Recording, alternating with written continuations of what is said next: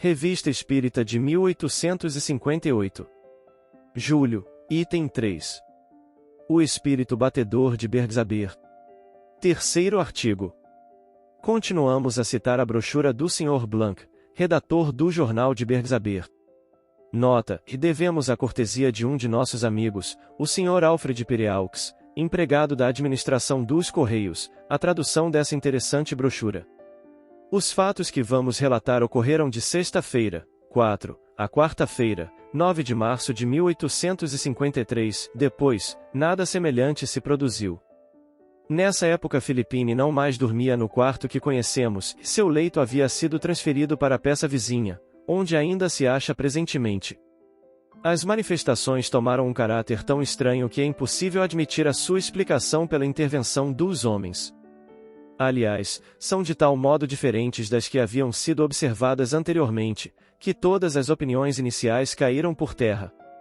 Sabe-se que no quarto onde dormia a mocinha, as cadeiras e os outros móveis muitas vezes eram derrubados, as janelas abriam-se com estrondo, sob golpes repetidos. Há 5 semanas ela permanece no quarto comum, onde, desde o princípio da noite, até a manhã seguinte, há sempre uma luz, pode-se, pois, ver perfeitamente o que ali se passa. Eis o fato observado sexta-feira, 4 de março, Philippine ainda não estava deitada, achava-se no meio de algumas pessoas que conversavam com o espírito batedor quando, de repente, a gaveta de uma mesa muito grande e pesada, que se encontrava na sala, foi puxada e empurrada com grande barulho e com uma impetuosidade extraordinária.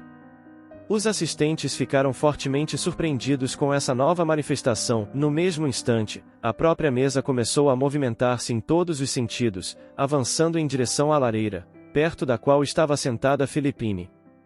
Por assim dizer, perseguida pelo móvel, viu-se obrigada a deixar o seu lugar e correr para o meio do quarto, mas a mesa voltou-se nessa direção e se deteve a meio pé da parede.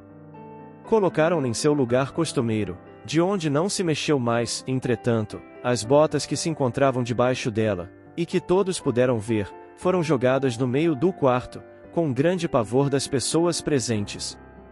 Uma das gavetas recomeçou a deslizar nas corrediças, abrindo-se e fechando-se por 2 vezes, de início muito vivamente, depois, de forma cada vez mais lenta. Quando estava completamente aberta, acontecia ser sacudida com estrondo. Deixado sobre a mesa, um pacote de fumo mudava de lugar a todo instante. As pancadas e arranhaduras eram ouvidas na mesa. Philippine, que então gozava de excelente saúde, achava-se no meio das pessoas reunidas e de forma alguma parecia inquieta com todas essas estranhezas, que se repetiam todas as noites, desde sexta-feira. Domingo, porém, foram ainda mais notáveis. Por várias vezes a gaveta foi puxada e empurrada com violência. Depois de haver estado em seu antigo dormitório, Philippine voltou subitamente, foi tomada de sono magnético e deixou-se cair numa cadeira, onde por várias vezes foram ouvidas as arranhaduras. Suas mãos apoiavam-se sobre os joelhos e a cadeira ora se movia para a direita, ora para a esquerda, ou para a frente e para trás. Viam-se os pés dianteiros da cadeira se erguerem, enquanto a cadeira balançava num equilíbrio impressionante sobre os pés traseiros. Tendo sido levada para o meio do quarto, tornou-se mais fácil observar esse novo fenômeno. Então, a uma palavra de ordem, a cadeira girava, avançava ou recuava mais ou menos depressa, ora num sentido, ora noutro. Durante essa dança singular os pés da criança arrastavam-se no chão, como se estivessem paralisados, através de gemidos e levando a mão à fronte diversas vezes, dava a entender que estava com dor de cabeça. Depois, despertando de repente, pôs-se a olhar para todos os lados, sem compreender a situação, e seu mal-estar a havia deixado. Ela se deitou, e então as pancadas e arranhaduras, antes produzidas na mesa, fizeram-me ouvir no leito, com força e de maneira divertida. Pouco antes, tendo uma campainha produzido sons espontâneos, tiveram a ideia de prendê-la à cama, e logo se pôs a tocar e a balançar. O que houve de mais curioso nessa circunstância foi o fato de a campainha permanecer imobilizada e em silêncio, quando a cama era levantada e deslocada. Por volta da meia-noite todo o ruído cessou e a assistência dispersou-se.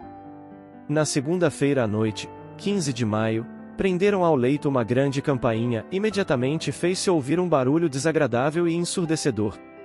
No mesmo dia, ao meio-dia, as janelas e a porta do quarto de dormir foram abertas, mas de maneira silenciosa. Devemos dizer, também, que a cadeira em que se sentava Philippine, na sexta-feira e no sábado, levada pelo Sr. Singer para o meio do quarto, pareceu-lhe muito mais leve que de costume, e dir-se-ia que força invisível a sustentava. Querendo empurrá-la, um dos assistentes não encontrou a menor resistência, e a cadeira parecia deslizar por si mesma no assoalho. O espírito batedor ficou em silêncio durante 3 dias, quinta-feira, sexta-feira e sábado da Semana Santa. Somente no domingo de Páscoa os golpes recomeçaram, imitando o som de sinos, eram ritmados e compunham uma área. No dia 1º de abril, mudando de guarnição e puxadas por uma banda de música, as tropas deixaram a cidade. Ao passarem diante da casa dos Singer, o espírito batedor executou, no leito, à sua maneira, o mesmo trecho que era tocado na rua. Algum tempo antes, haviam escutado no quarto como que os passos de alguém, e como se tivessem jogado areia no assoalho. Preocupado com os fatos que acabamos de relatar, o governo do Palatinado propôs ao Sr. Singer internar a filha numa casa de saúde, em Frankenthal, proposta aceita. Sabemos que em sua nova residência a presença de Philippine deu origem aos mesmos prodígios de Bergzabir, e que os médicos daquela cidade, tanto quanto os nossos, não lhes puderam determinar a causa. Além disso, estamos informados de que somente os médicos têm acesso à mocinha. Por que tomaram essa medida? Nós o ignoramos, e não nos permitimos censurá-la, porém, se o que lhe deu causa não foi o resultado de alguma circunstância particular, pensamos que deveriam deixar entrar, perto da interessante criança, se não todo o mundo, pelo menos as pessoas recomendáveis. Observação: só tomamos conhecimento dos diferentes fatos aqui expostos pelo relatório que deles o Sr. Blanc publicou. Entretanto, uma circunstância acaba de nos pôr em contato com uma das pessoas que mais se distinguiram nesse caso e que, a respeito, houve por bem fornecer-nos documentos circunstanciados do mais alto interesse. Através de evocação, obtivemos igualmente explicações bastante curiosas e muito instrutivas desse espírito batedor, dadas por ele mesmo. Como esses documentos nos chegaram muito tarde, adiaremos sua publicação para o próximo número.